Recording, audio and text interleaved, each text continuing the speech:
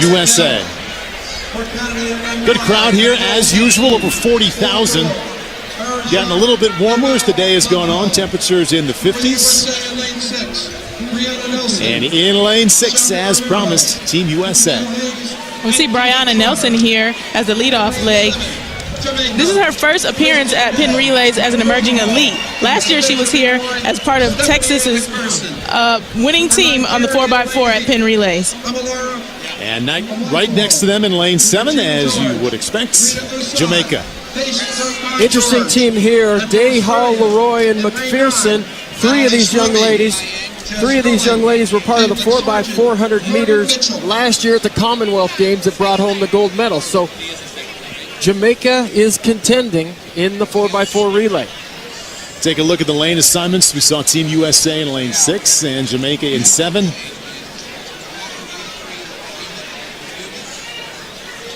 For more on the two-time Olympic gold medalists who will be running the anchor leg for the USA women here in the 4x4, let's go on the field and check in with Carolyn. Paul, in speaking with USA head coach Dennis Mitchell, it really becomes clear just how invaluable veteran leadership is to this team to guide the next generation of great runners who are starting to bloom. And he told me he's so confident in a leader like Dee Trotter that he can literally say at practice, 4x4 girls, go over there, Dee, and turn his back and know that she's going to do what she needs to do. She's going to motivate them. She's going to help the girls get comfortable in the system.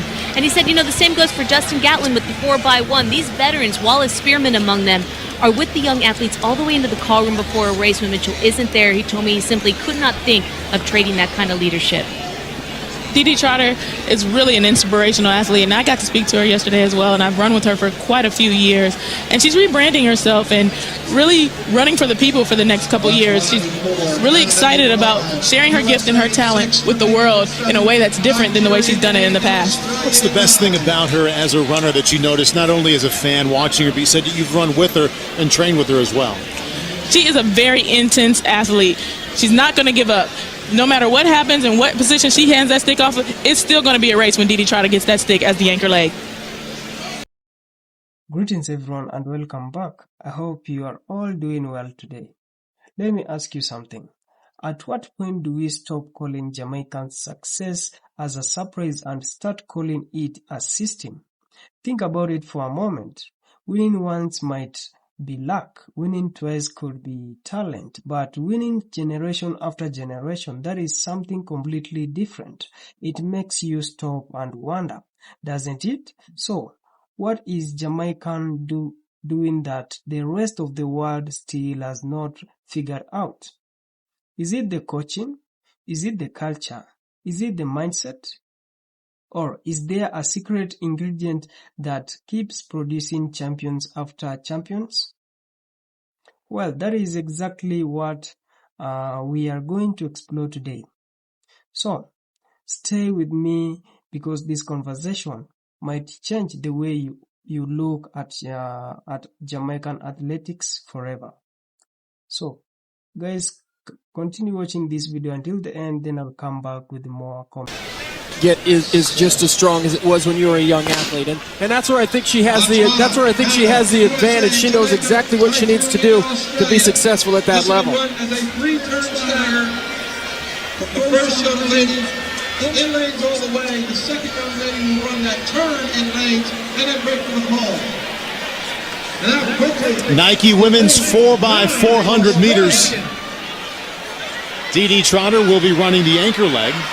USA, either red or the blue team, has won this event each of the last 15 years. Running the lead off for Team USA, Brianna Nelson. The youngest of the four running for Team USA, 22, an All-American at the University of Texas last year. Christine Day from Jamaica is really putting in an outstanding run. We'll see if we can't get a split on her. Christine Day, outstanding job for Jamaica. Hands off to Patricia Hall with Jamaica well in the lead. Patricia's also 32 years old, so she's going to be running from a place of experience. Patricia, 2006 All-American while running at the University of Tennessee. And running in the lead here in the second leg of the Nike women's 4x400 meters. In second place from Canada, that's Fawn Dorr. She was an All-American while at Penn State in the 400-meter hurdles. She's been here many times as a collegiate athlete running that 4x4 relay. Jamaica in first, Canada in second, and Team USA in third.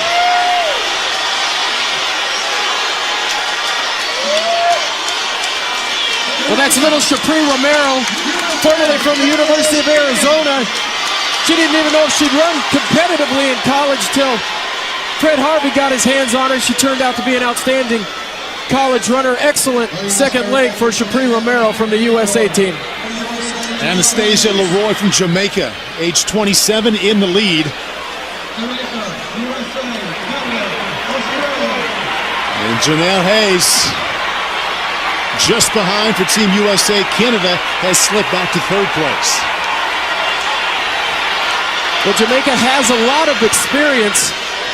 The ages of these athletes, 28, 32, 27. You know, when you're around that long, you run in a lot of races, so they certainly are the more experienced bunch out there. So for Jamaica, Stephanie Ann McPherson running the final leg. Starts out in the lead, just ahead, comfortably ahead of Dee Trotter. Dee Trotter for the U.S. Keep an eye on Dee Trotter's last 200 meters. Dee tends to chill at the beginning of the race, but really build at the end, and nobody closes like Dee. Dee can close on the best of them, like Sanya Richards-Ross and Francina McCrory. Just watch her tempo and watch her rhythm as she comes down the home stretch.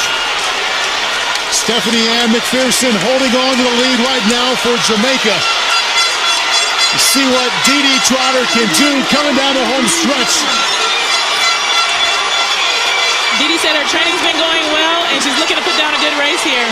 Too much of a lead for Jamaica, though. Stephanie Ann McPherson cruises. Jamaica cruises to the win in the Nike Women's 4x400. Indeed, we're on the track. The final of the under-17 girls 100 hurdles coming up. The Carifta Games record 13.11 set in 2018 by Crystal Morrison of Jamaica. There's the lineup. Tajanique Huggins of St. Kitts and Nevis, Zariah Pascal, Trinidad and Tobago, Jayla Smith, Bahamas, Nikayla Russell, Jamaica, Jasmine Thompson, Bahamas, Malia Duncan, Jamaica, Sharifa Fernandez of Curacao, and Kemia Anderson of Trinidad and Tobago.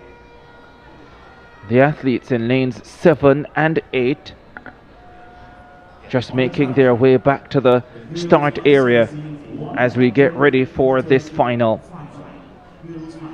Here's a special bit of history.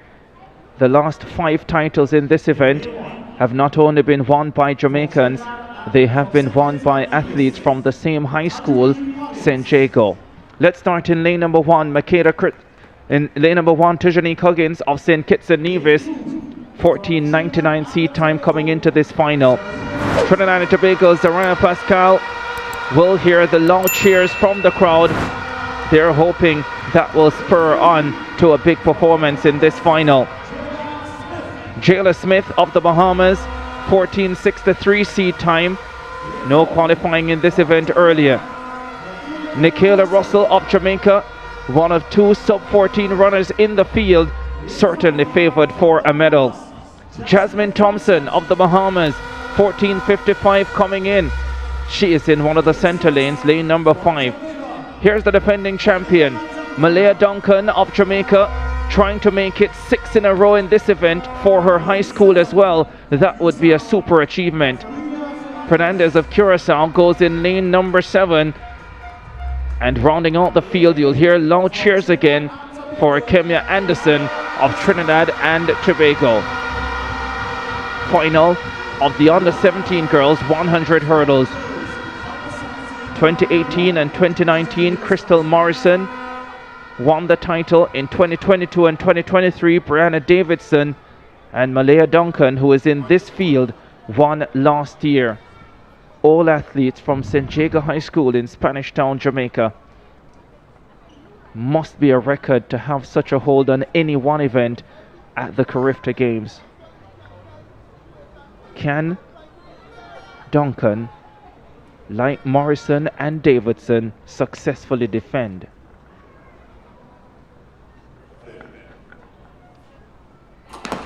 Up they go. Duncan got up quickly, the defending champion. Russell, her teammate, is chasing her. The Bahamians are left back. It's Malaya Duncan who is on her way to successfully defending the Carifta title. 13:31.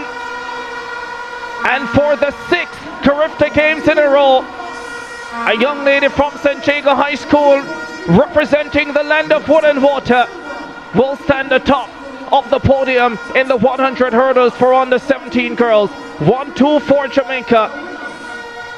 And it was Thompson of the Bahamas who came through to get the bronze. 13:34, the winning time. 24 gold medals up for grabs this afternoon, and the first comes to Jamaica. The third time for the day that Jamaica have gone 1-2 in an event.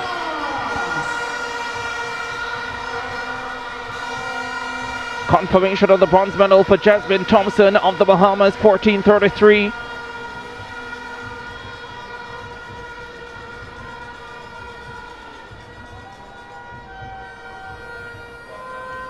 Many feel some of the Jamaicans down on their best on day number 1, but they look peaked and ready to deliver some massive performances on today's final day. And they are doing that. 1-2 in the under 20 girls high jump, 1-2 in the under 17 boys long jump, and now they start the series of sprint hurdles finals with a 1-2 finish in the under 17 girls category. What a smile for Malaya Duncan, the gold medalist. So too the Bahamian.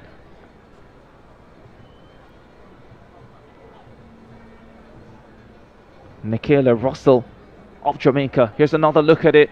Duncan got a terrific start. Was part of Jamaica's gold medal team in the 4x100, and Russell never really could connect. That result was never in doubt. It was as dominant a performance as you'll see in a final of this magnitude. Back to back for Malaya Duncan.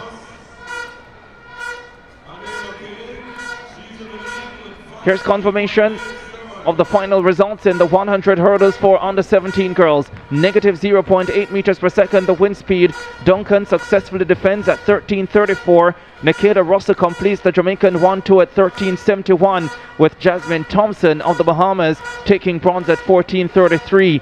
Jayla Smith, another Bahamian, in 4th at 14:86. Kemia Anderson, the Trinbagonian, rounding out the field at 15.86. Hello guys, welcome back. I hope you've just watched that full video. Let's begin with one performance that reminded the world why Jamaicans continue to command respect on the biggest stage. The penny relay has always been one of the most exciting competitions in track and field. And once again, Jamaicans found itself going head to head with Team USA. Now here is my question for you. When pressure is at its highest, what separates a good team from a great one? Is it speed alone, or is it the ability to stay calm when everyone else is panicking? That race gave us the answer.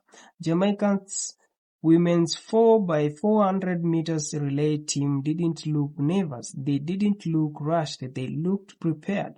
Christine Day, Patricia Hall, Anastasia Leroy, and Stephanie Ann MC Fason ran with confidence from start to finish.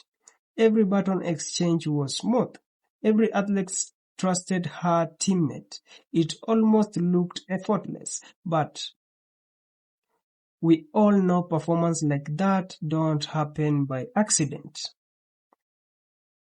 There is a funny saying that goes, some teams practice until they get it right. Jamaica practices until they can't get it wrong.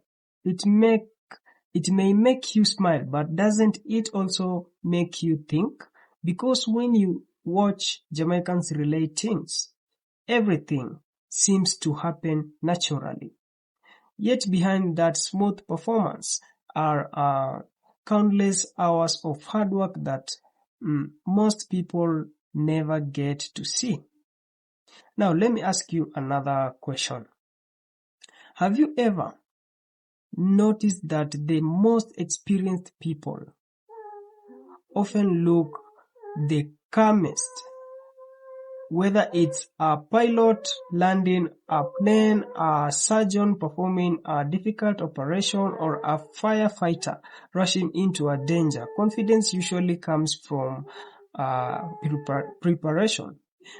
The Jamaican athletes showed exactly that kind of confidence. They respect their opponents, but they never doubted themselves. Then, the focus shifted to the Carifta Games, and if you thought the senior athletes were impressive, waiting until you see what the next generation is doing. Is not that the real test of a sport nation? Not whether it can produce one superstar, but whether it can keep producing champions years after years. In the under-17 girls 100 meters hurdles, Malaya Duncan defended her title with another outstanding performance, while Nika Russell completed an incredible 1-2 finish for Jamaica. Doesn't that make you wonder how young athletes develop such compassion at such an early age? Most teenagers are still trying to figure out what they want to become. Yet these young women are already competing like seasoned professionals. But here is the statistics that really caught my attention. St. Jago High School has now produced the winner of this event for 6 consecutive years. 6 years, think about that for a moment. Can anyone honestly call that luck, or are we witnessing a tradition that has becoming stronger with every passing year? There is a serious quote that says, "Culture is what people do when nobody is watching." I love that quote because it explains so much. Championships are won on race day, but championships are built long before the stadium lights come on. They are built during early morning training sessions, after school's workout, and disciplined routine, and coaches who refuse to accept anything less than excellence. Let's bring his closer to everyday life. Imagine joining a company where every employee is encouraged to succeed, and where experienced workers are always helping the younger ones improve. Wouldn't your chance to succeed become much higher? The same thing happens in Jamaica athletics. Young athletes grow up surrounded by champions. They don't just hear stories about greatness. They see it, they experience it, and they begin believing that they can becoming part of that story too. Here is another question for you. Do champions create winning culture, or do winning culture create champions? Maybe the answer is both. Every generation inspires the next one. Every victory raises the standard.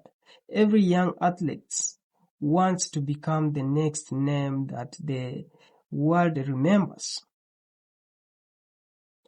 I couldn't help but laugh when someone said, at this rate, Jamaicans should start exporting confidence because they seem to have plenty of it. It's funny thought, but confidence is exactly what stands out whenever Jamaican athletes compete. They don't walk onto the track hoping to win. They walk onto the track expecting to compete at the highest level. But let's also remember something important. None of this happened without sacrifice. Every medal represents years of discipline, pain, setbacks, and determination. As the saying goes, the dream is free, but the journey costs everything. That is a lesson that applies to not only to sports but to life itself. Perhaps that is why Jamaica continues to amaze the world.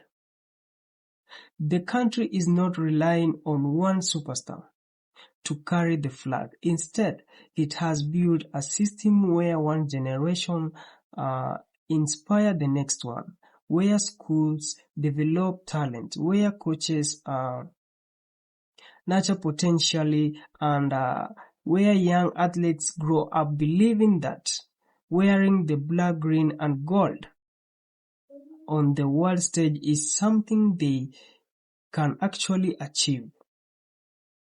So let me leave you with one final question.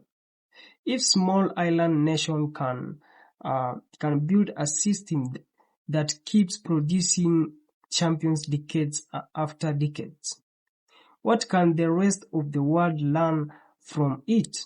Is the real secret found in talent, or is it hidden in discipline, belief, teamwork, and a culture that refuses to settle for average?